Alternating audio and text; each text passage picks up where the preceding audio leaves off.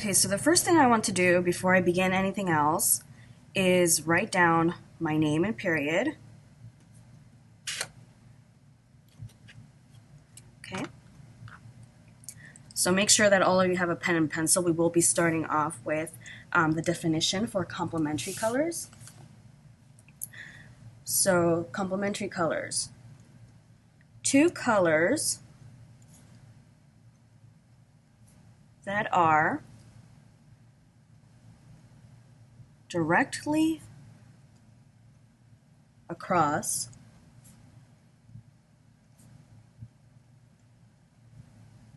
from each other on the color wheel.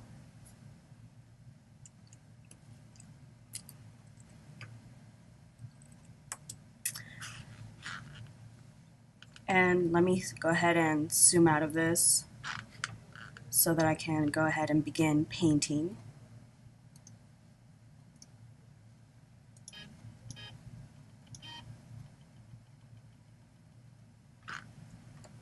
So the first color that I want to start with is red. There's no mixing involved, so let's just go ahead and start that one. I'm going to dip my brush into the red. And remember to start off with that little outline that all of you know and love already. And I believe I've told you already that it's kind of like using markers to outline. I know some of us used to do that when we were children in coloring books, outline first, and then you color in with pencil or crayon. Same thing, it's just we're trying to be nice and neat. Remember that craftsmanship counts always. So I have my red. Now I'm going to go ahead and do my yellow. Let me clean off my brush.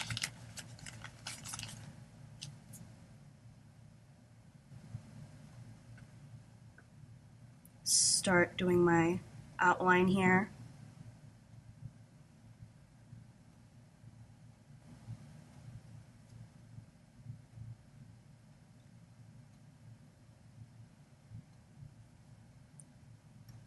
So all of you know how to do this already because all of you have worked on the color wheel and the value intensity.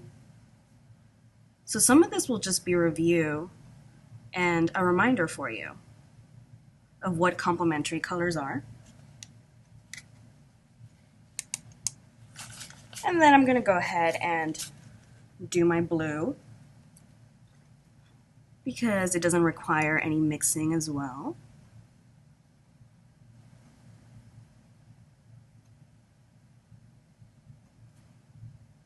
Let's get a nice clean line.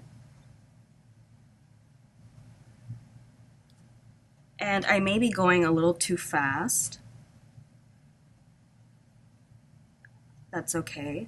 I can always just slow down the video.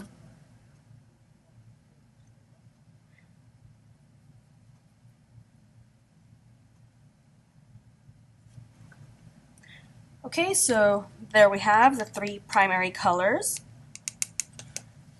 Now I'm going to go ahead and do my green. And remember that you add blue into the yellow. So I'm going to go ahead and put a little bit of yellow into the little couplet. Remember to mix enough for you and your partner. You need to make it last. And partners should be trading off, mixing colors. One person does not do all the work. And all of you know that I like to start off with a little bit of paint and just work my way up. It's just better to start off with a little bit of a strong color when you're trying to make green. So I'm going to go ahead and start. And I think I got a pretty good green.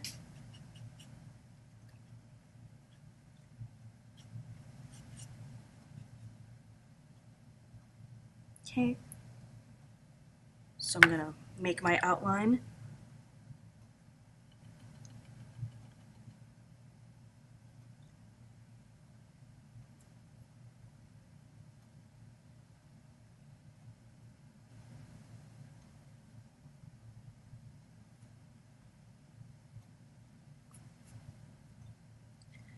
And sometimes it's easier to paint when your brush isn't full of paint. So make sure that you are taking some of the excess off of your brush, because it can be really hard to maneuver the brush when it's just full of paint. And painting is difficult when you don't have control over the brush. And now I'm going to move on to violet. So violet is made by mixing blue and red. So I'm going to go ahead and put a little bit of red in a separate little couplet.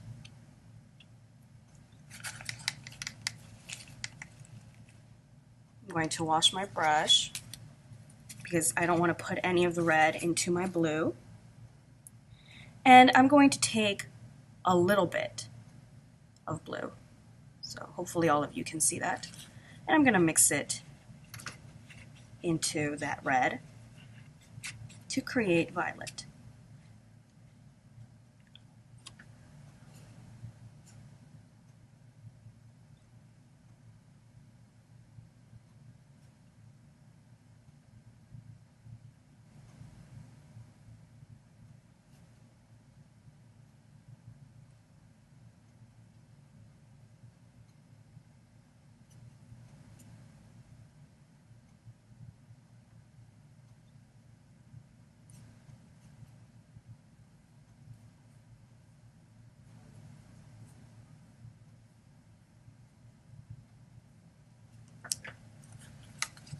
It may look a little too dark on the screen, but it is violet and it'll probably dry a little bit lighter either way. And now let's go ahead and do orange.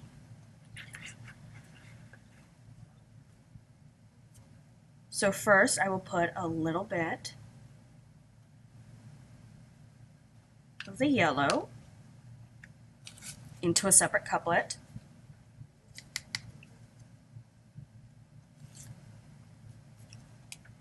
And I want to take just a little bit of red because red is a very intense color and it can be very overpowering for the yellow.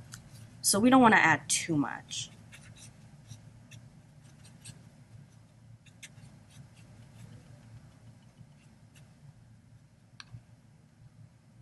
And I think I've told you the story about a college professor that I used to have who used to get really upset when we used to say bright. Oh, red is a very bright color. He used to get so upset and say, no, it's an intense color. So I used to kind of tease him and say, well, isn't it kind of the same thing? He used to say no. Like, okay, it's intense. So red is a very intense color. So make sure that you only add a little bit and just work your way up if you need to make it more orange.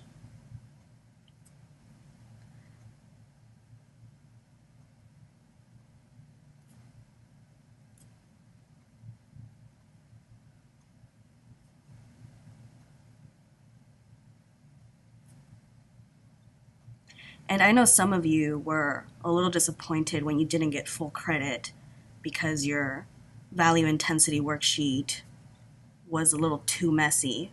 So make sure that you are paying attention to craftsmanship this time.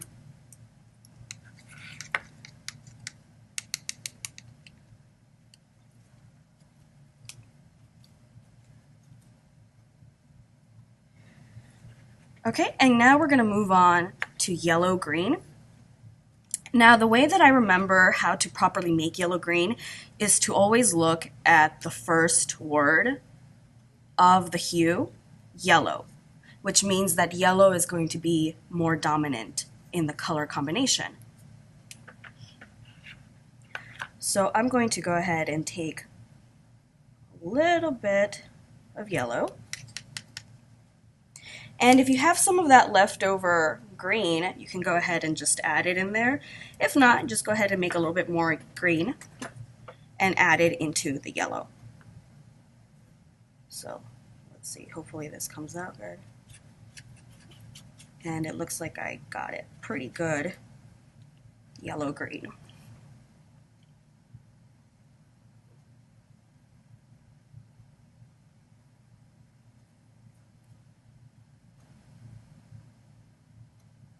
Some people like to call this apple green, so maybe that'll help give you a visual of how the color should look.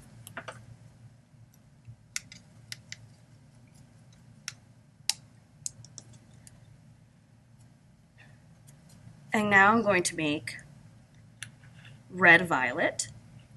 So once again, I'm going to put a little bit of red into a couplet. And if you have a little bit left over of the violet that we made earlier, then you can go ahead and add a little bit to that couplet to try to make red violet. Remember that red is more dominant in red violet. If you don't have any more violet, then just mix blue and red and try to get that color going. So I have a little bit left over, so I'm just going to go ahead and mix it in there.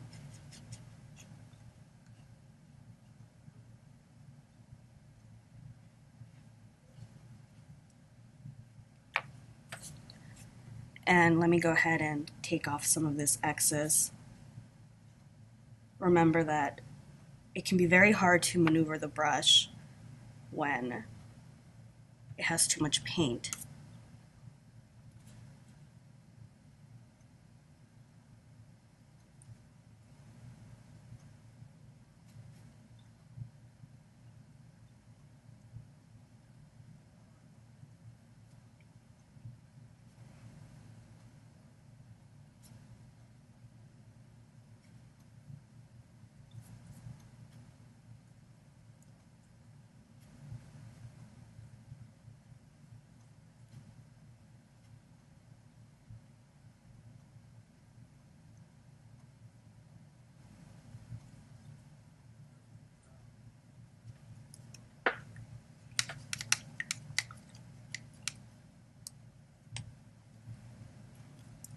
And now we have blue-green, which is next, and once again, the blue in the blue-green hue should be more dominant.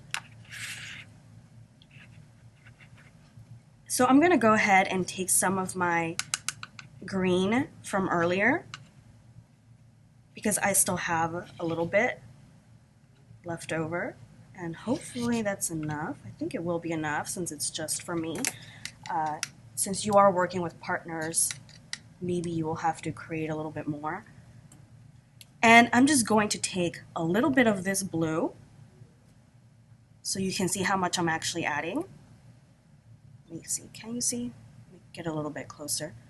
And just go ahead and add it in there to make a nice blue-green. And I think I made barely enough paint for myself.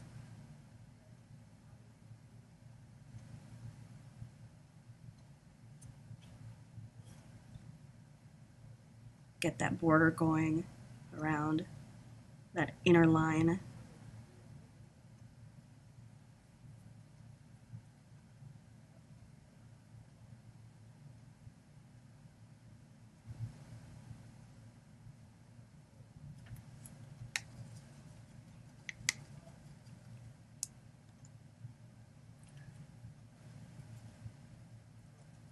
And now we're going to move on to red-orange.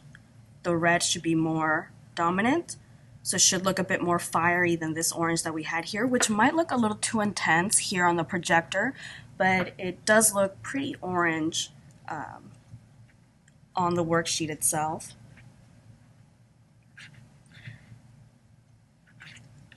So if you have some of that leftover orange, you could probably just add a little bit more red into that. So I'm just going to go ahead and do that. And I'm just going to start with a little bit. If it's not too red-orange, then you can always add more.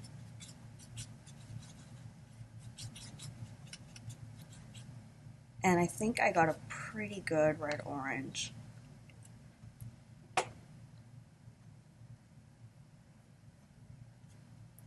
So you can kind of see how different that color looks.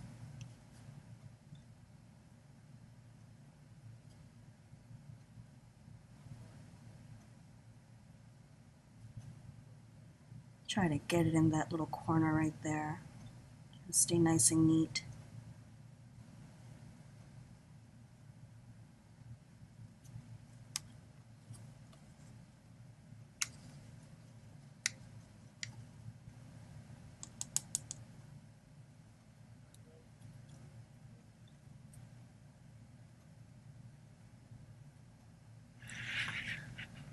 And now we move on to blue-violet.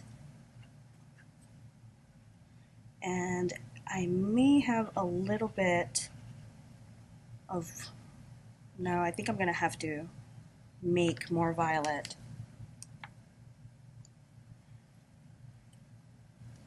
So I'm going to put a little bit of red in the couplet.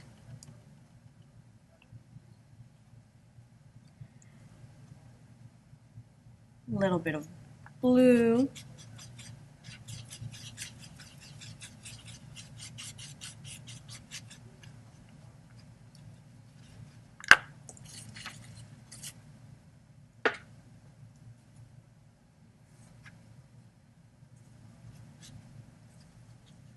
And it should be a bit more blue than violet.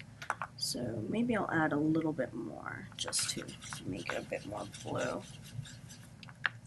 That looks good. Try to take off some of the excess. Get my brush to be a nice point so that it's nice to go in there and get as close to that line.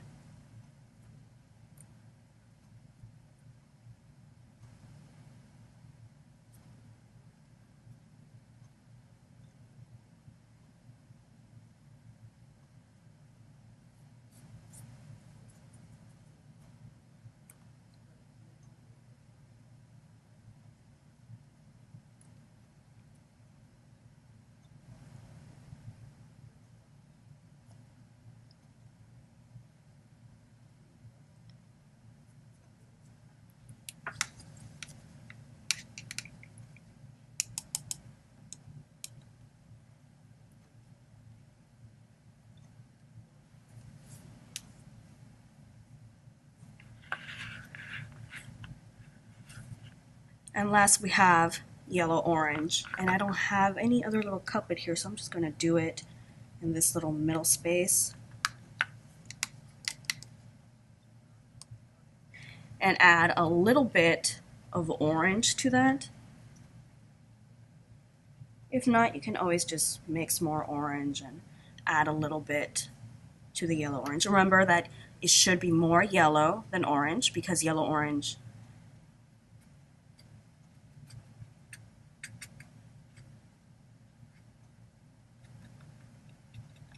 because yellow is the dominant color in yellow-orange. So let me go ahead and try to mix in. I don't even know if I'm going to have enough. Probably won't have enough.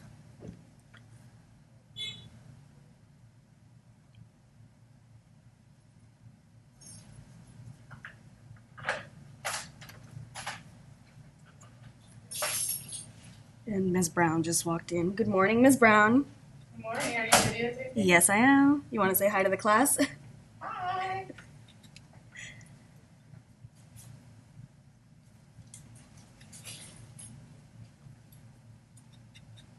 I thought you were going to do it during course. Okay, so there we go. We have yellow-orange.